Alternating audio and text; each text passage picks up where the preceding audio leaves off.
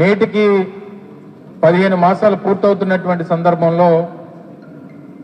నేటి కూడా అదే తాపత్రయంతో ముందుకెళ్తా ఉన్నారు.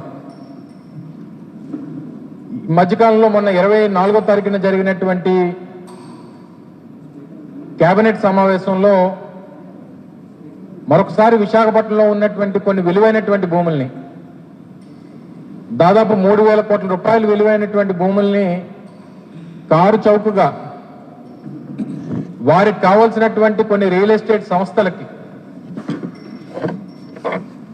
కట్టబెట్టినటువంటి వైనాన్ని మనం చూసాం. సహజంగా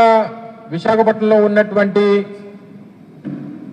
ఐటీ హిల్స్ ఏవైతే ఉన్నాయో ఆ రోజు పెద్దలు రాజశేఖర రెడ్డి గారి ఆలోచనతో హైదరాబాద్తో ధీటుగా విశాఖపట్నాన్ని ఐటీ కేంద్రంగా అభివృద్ధి చేయాలన్నటువంటి ఆలోచన ఆ రోజు రాజశేఖర రెడ్డి గారు చేసి విశాఖపట్నం నడిబొడ్డిన విలువైనటువంటి భూములన్నింటినీ కూడా వాటికి కేటాయించాలి, ప్రముఖ సంస్థలన్నింటినీ కూడా తీసుకుని వచ్చి విశాఖపట్నాన్ని హైదరాబాద్తో పాటు ధీటుగా ఐటీ కేంద్రంగా అభివృద్ధి చేయాలనేటువంటి తాపత్రయం ఆ రోజు రాజశేఖర రెడ్డి గారు ఆలోచన చేసి, తర్వాత అనేక సందర్భాల్లో మేము మొన్న 2019-24 మధ్యలో జగన్మోహన్ రెడ్డి గారి నేతృత్వంలో బీచ్ ఐటీ డెస్టినేషన్ గా విశాఖపట్నాన్ని అభివృద్ధి చేయాలని చెప్పి తాపత్రయపడి ప్రముఖ సంస్థలైనటువంటి ఇన్ఫోసిస్ లాంటి సంస్థల్ని,